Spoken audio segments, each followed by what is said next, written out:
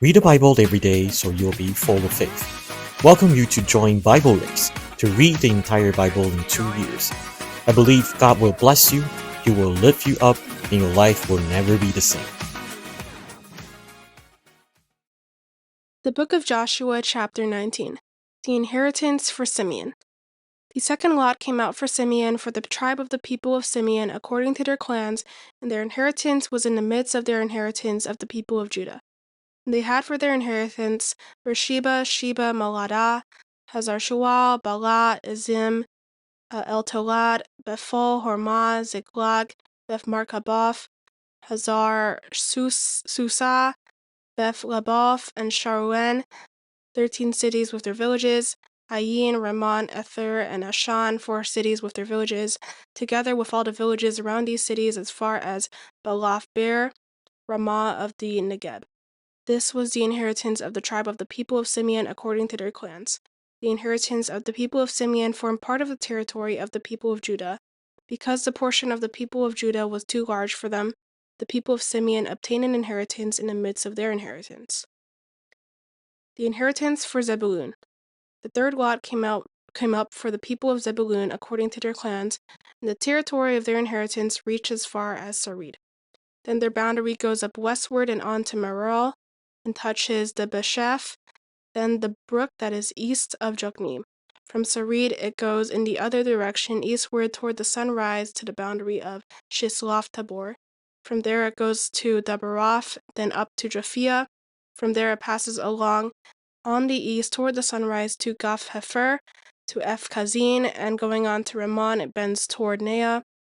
Then on the north the boundary turns about to Hanathon, and it ends at the valley of Iftahel, and Kataph, Nahalal, Shimron, Idalah, and Bethlehem, 12 cities with their villages. This is the inheritance of the people of Zebulun according to their clans, these cities with their villages. The inheritance for Issachar. The fourth lot came out for Issachar, for the people of Issachar according to their clans.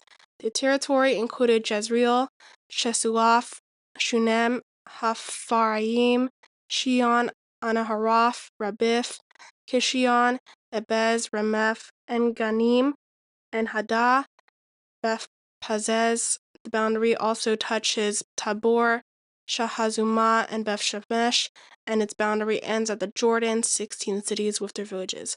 This is the inheritance of the tribe of the people of Issachar according to their clans, the cities with their villages. The inheritance for Asher. The fifth lot came out for the tribe of the people of Asher according to their clans. The territory included Helkath, Hali, Baten, Akshaph, Alamelech, Amad, and Michelle. On the west it touches Carmel and Shahor Libnath, and then it turns eastward. It goes to Beth Dagon and touches Zebulun in the valley of Iftahel, northward to Beth Emek and Neel. Then it continues in the north to Kabul, Ebron, Rehob, Haman, Cana, as far as Sidon the Great. Then the boundary turns to Ramah, reaching to the fortified city of Tyre. Then the boundary turns to Hosah, and it ends at the sea, Mahalab, Akzib, Umah, Afek, and Rahab, 22 cities with their villages. This is the inheritance of the tribe of the people of Asher, according to their clans, these cities with their villages. The inheritance for Naphtali. The sixth lot came out for the people of Naphtali, according to their clans. And their boundary ran from Haleph, from the oak in Zananim, Zananim, Adamai Nekeb, and Jabneel, as far as Lakum, and ended at the Jordan. Then the boundary turns westward to Aznoth Tabor and goes from there to Hukuk, touching Zebulun at the south, and Asher on the west, and Judah on the east at the Jordan. The fortified cities are Zedim, Zer, Hamath, Rekaph, Shinareth, Adamah, Ramah, Hazor, Kadesh, Edrei, and Hazor, Yiron, Migdal-el, Horem, Beth Anath, and Beth Shemesh, 19 cities with their villages. This is the inheritance of the tribe of the people of Naphtali according to their clans, these cities with their villages. The inheritance for Dan. The seventh lot came out for the tribe of the people of Dan according to their clans, and the territory of their inheritance included Zorah, Eshtaol, Ir-Shemesh, Shalabim, Aijalon, Iflah, Elon, Timnah, Ekron, Eltekeh, Gibbethon, Balath, Jehud, Bena, Barak, Gath Meron, and Mejakan, and Rakan, with the territory over against Joppa. When the territory of the people of Dan was lost to them, the people of Dan went up and fought against Lashem, and after capturing it and striking it with the sword, they took possession of it and settled in it, calling Lashem Dan after the name of Dan, their ancestor. This is the inheritance of the tribe of the people of Dan according to their clans, these cities with their villages. The inheritance for Joshua. When they had finished distributing the several territories of the land as inheritances, the people of Israel gave an inheritance among them to Joshua the son of Nun.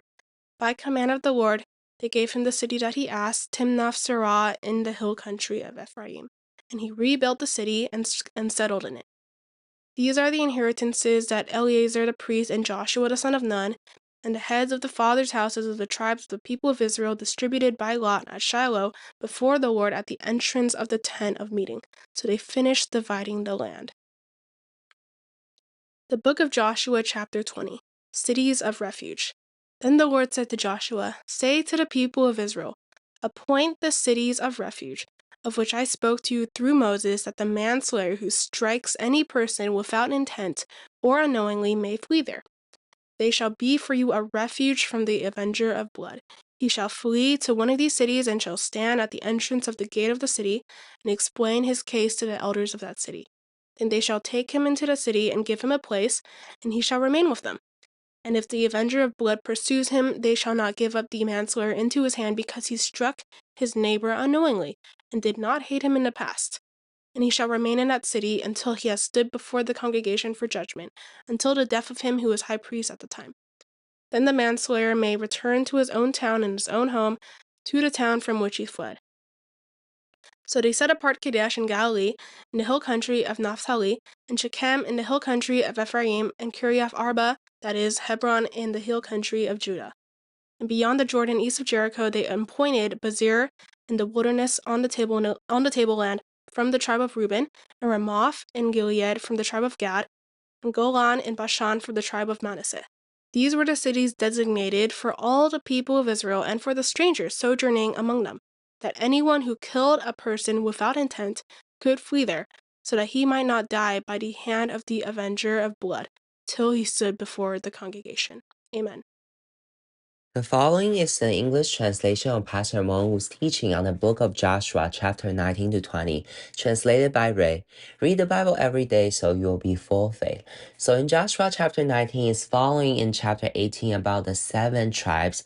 When they are casting the lots, you can see that as they are dividing the land, where does each tribe they have their land. So as we are reading this part, don't feel that, oh, these Israelites tribes, they are having these lands, it's their business. How is that related to me? Today, me as a Christian, I wouldn't have those lands. But today, when you are reading this land dividing process, you need to see how God is teaching us how can we win our inheritance. So as we are reading chapter 18 and 19, you need to have this revelation and also pray to the Lord, saying that, Lord, may you help me so that I can go win the inheritance that you have for me, so that also in my life, this inheritance is not just on me, but can also be on my children. And because we receive blessing as a unit, as a family. And in chapter 20, it talks about the city of refuge is to describe about God's meticulous love when people accidentally sin. Then how can we restore to maintain this authority over this land in God's favor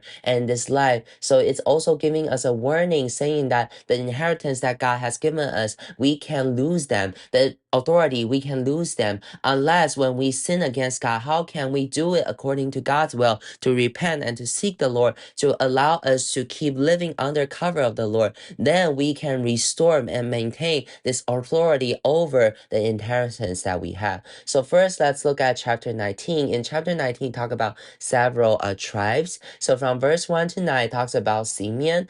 And so if you look at this diagram about the 12 tribes, their land, you can see that the tribe of Simeon, that in this process is very special because their land is all within the land of the tribe of Judah. It's very special because number 1 is to fulfill the prophecy in Genesis chapter 49 of Jacob's to Simeon, because this prophecy is about Levi and Simeon, because saying that these two people, their hands are very cruel, let my soul come not into their council. But for Levites in Exodus, they choose to walk with God. They choose to forsake the one who worship idols. So previously their hands is the hands that kill a person, but now it becomes the hands to slay the oxes and the lamb and to serve God. So this curses turns into a blessing. But for the tribe of Simeon, that does not happen. So they are still connected to idol. So that's why in Numbers chapter 25, when the tribe of Simeon, they worship Baal of Pure. So previously they are a huge tribe, but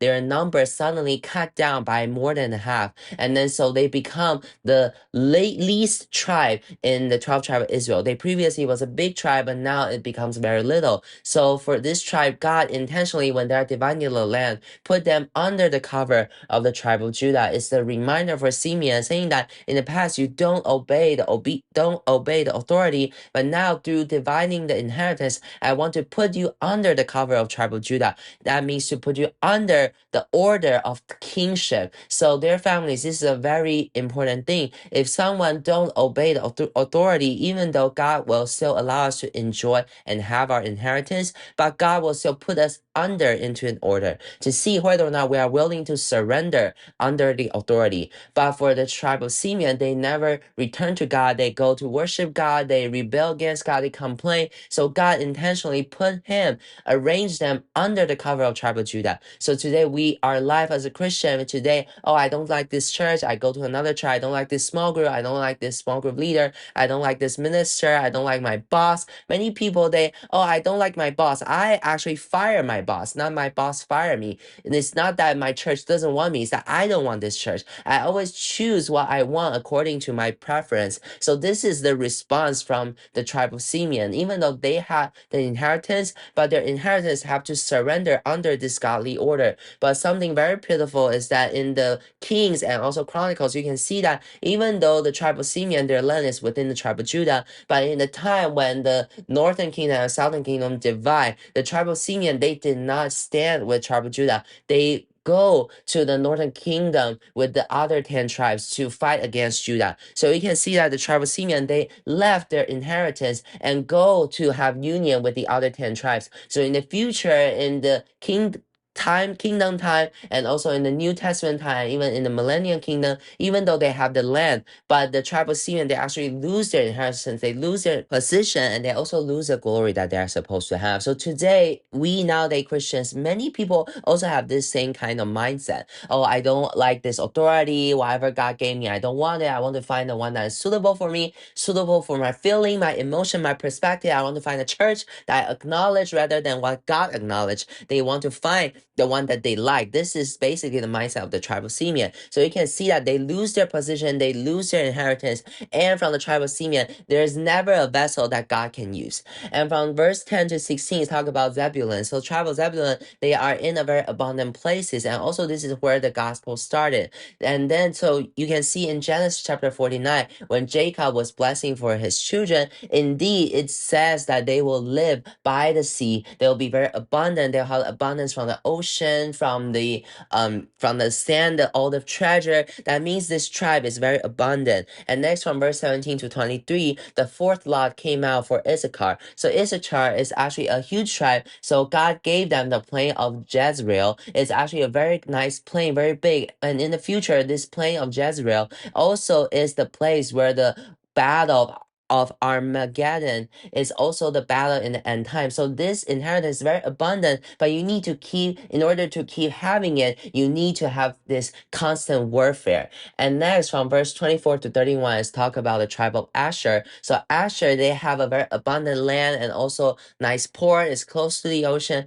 But again, in the something that's very pitiful later on in the book of Judges, you can see that the tribe of Asher, they never they never take over Sidon. So in the future, Tyre and Sidon, they never take that land. And so till the time of Jesus, Tyre and Sidon is still a city for the Gentiles. So of course, Jesus has did something there. He healed someone's daughter that was possessed by demon, and so he healed her. And that woman says that even dog can eat the crumbles that fall down from the table of the master. So Jesus called this woman has a great faith, but eventually that that thing did not become the blessings for the tribe of Asher, because that land is still being called a land of the Gentile. And from verse 32 to 39, the land of Naphtali, this land is also where Jesus started when he started his gospel. So Jesus also has a lot of teaching there. And something very special in verse 36, there's this land, it's called Hazar.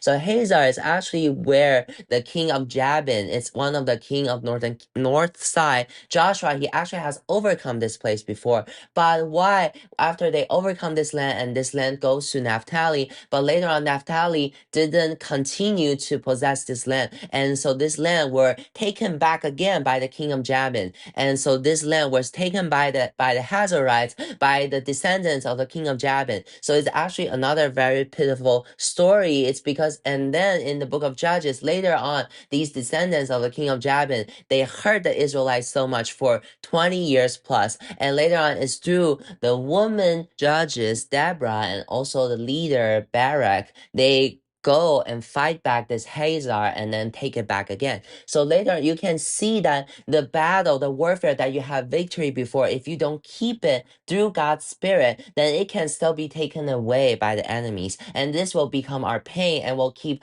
attacking us over and over again. So the inheritance was given to us through God, but if we don't obtain it, then it will be still killed and destroyed and devoured by Satan. So these previously is supposed to be our inheritance, but those places eventually will become something that can hurt us, oppress and attack us. So don't overlook the power and importance of inheritance.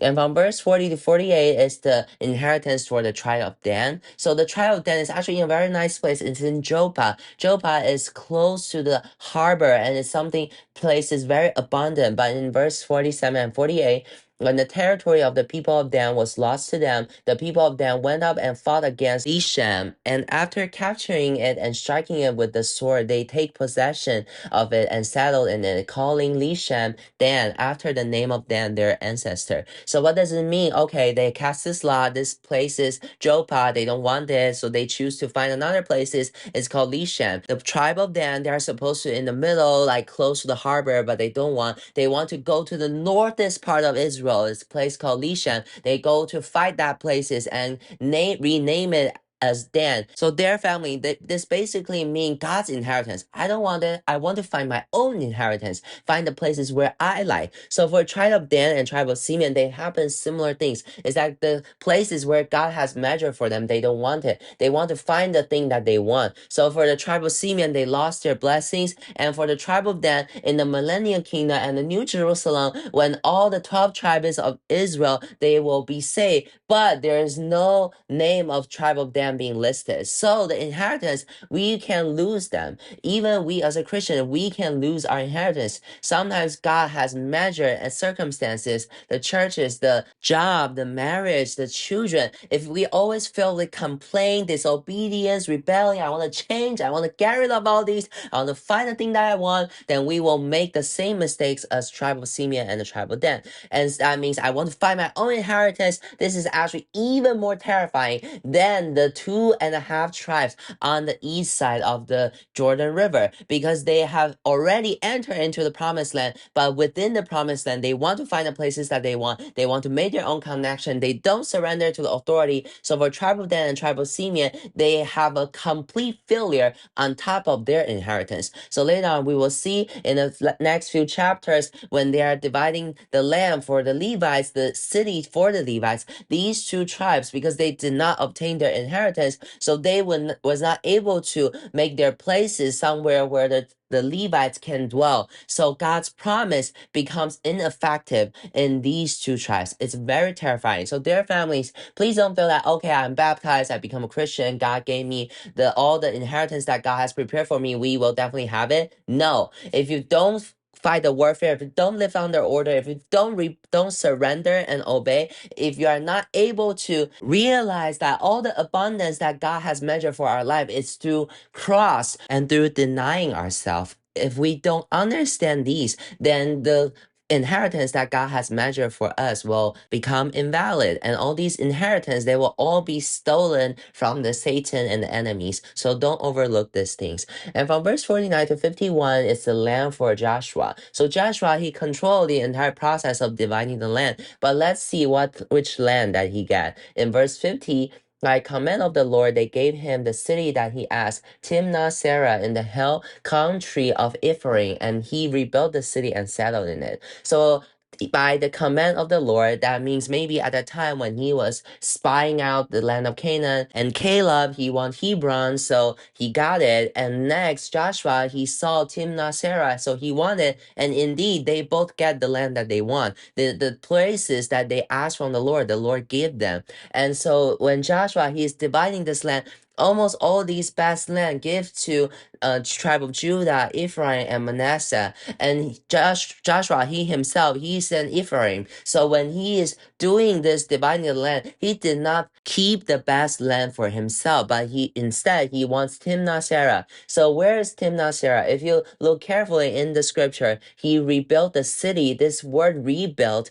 that means Timnah Serah is actually a very shabby city, a city that is far, far away. No one cares. It's a land that is not very fertile. But why does Joshua want that land? Because that land is very close to Shiloh. It's close to the tabernacle. So Joshua, he doesn't want the quote unquote the best place, but he wants a place that is closer to God's heart, closer to God's will. So today, their families, Joshua, he as a leader, he did not reserve the best portion for himself, but he want the places that is closest to God. He doesn't want the places that is most fertile, he doesn't want the harbor, doesn't want the plain, doesn't want the places with river and mountain, but he want the places that is closest to God's dwelling place. Even though that place is not the best, and it took him a while to rebuild the city, and then if you go to Israel and you go to that land, the land where the land for Joshua and the land for the tribe of Judah, it's actually not the best places for Israel,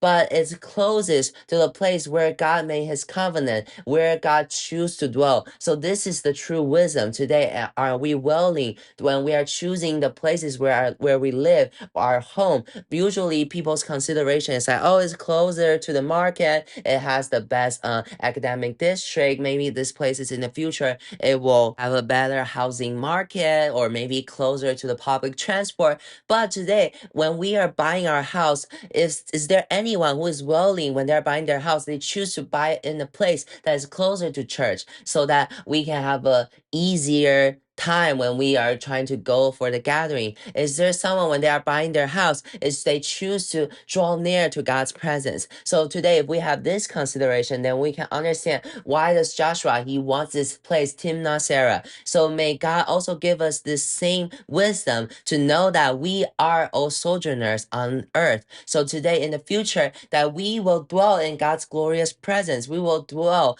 in New Jerusalem, the holy city. We want God's presence. You choose to draw near to God. Or do you choose to choose the places according to your own will? So Joshua, he indeed is a man of wisdom. So he chose Timnah Serah because it's closest to God's presence. And next in verse 51, okay, he divided the land to everyone. It's all at Shiloh before the Lord at the entrance of the tent of the meeting. So they finished dividing the land. So today, we as a Christian, we need this wisdom, knowing that why do we need to know our inheritance today? My inheritance is not just that, okay, I come to the church, the pastor just feed me and try to nurture me. But no, you have to fight for your inheritance. You need to manage your inheritance. You need to surrender under cover, live under authority for your inheritance. You need to obey God for your inheritance. So all the practices of inner life is to help us so that we can learn to manage our inheritance, so that we can have a mature life, so that we can have authority when we are managing our inheritance. So don't lose the authority, the power and abundance that God has given us. Don't lose this power and authority that we can manage the inheritance that God has given us, because the enemies, they will try to steal the things that even we have one even we have taken over in the past, if we don't manage it, the enemies will steal it again. The inheritance that you thought you have, the blessing, the gift, if you don't use them, then the enemies will still come and destroy. So this is chapter 19. And next in chapter 20, we want to see that they set the city of refuge according to God's command. In verse 2, say to the people of Israel, appoint the cities of refuge of which I spoke to you through Moses. So the setting up of the city of refuge is related to the justice for them to dwell that place, so that they will not allow this sin of bloodshed to corrupt or defile this land. They don't want it to corrupt this land, because if there's sin of bloodshed, then it will defile this land. Then they will lose their sovereignty, their authority to dwell in this place. So to set up this city of refuge is to allow us to be able to continue to live in this land. So we as a Christians today, church is the city of refuge. Today, are we able to turn our houses, our family into a city of refuge? Am I able to pray more for this land in front of God, to intercede for this land, intercede for the city, for the district, for the government, for the political leaders, for the economy, for the safety of this land, so that so that all the defilement, corruption, the bloodshed, the rebellion, the sin of idol worship, through the prayer of churches, through the prayer of each families, that we can restore the justice for us to continue to live in this land, so that through we have this authority that we can restore, to cleanse, and to rule over this land. This is the reason why we set the city of refuge. And from verse 3 to 6, it mentioned the manslayer who strikes any person without intent or unknowingly may flee there. They shall be for you a refuge from the avenger of blood. And verse 6, and he shall remain in that city until he has stood before the congregation for judgment, until the death of him who is high priest at that time. Then the manslayer may return to his own town and his own home, to the town from which he fled. So where does this city of refuge come from? City of refuge is through the tribe who already have this inheritance. They dedicate this land, this city, for the Levites to be the city of refuge. They allow the Levites to rule over this city, so that the high priest can come to this city to oversee, to dwell, and to bless. This becomes a cover. So today, the family that we have, are we willing to dedicate it so that our high priest Jesus can rule over? Are we willing to dedicate our house so that God can manage it, can cleanse it, everything that we have? Are we able to dedicate it to let God to rule over, take over, so that my house, my family can be this refuge, this hiding place for life, for people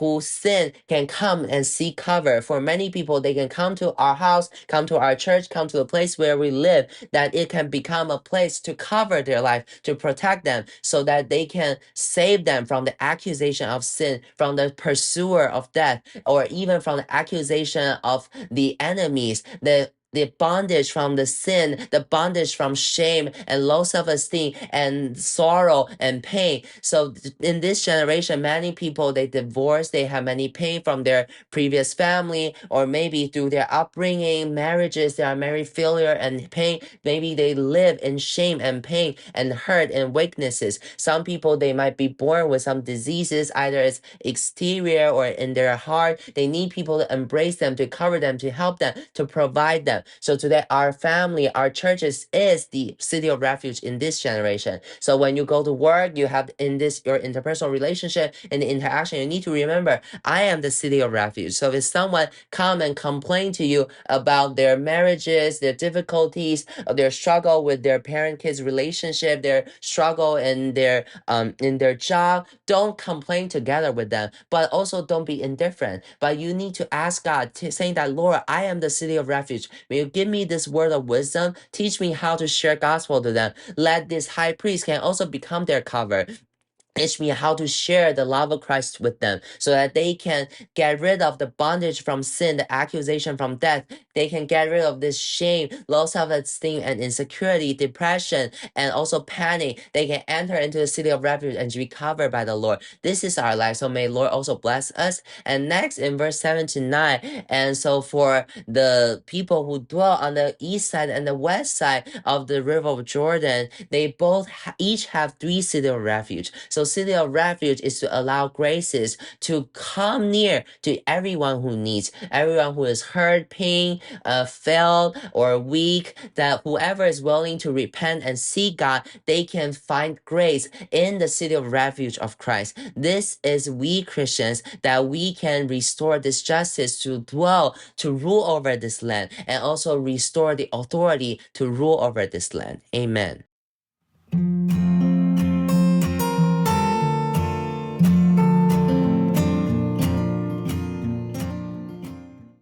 Dear families, we are going to start uploading English Bible Race episodes on the Forerunner English Ministry channel, starting from May 31st, the first day of Judges. We are currently working on moving these episodes to the English Ministry channel. The podcast episodes will also move to Bible Race English. Thank you. Dear families, we hope that you enjoy the Bible race as much as we do. If you are willing to volunteer to translate the original Chinese teaching into English or assist with video editing, please email service@360sunrise.com. Thank you.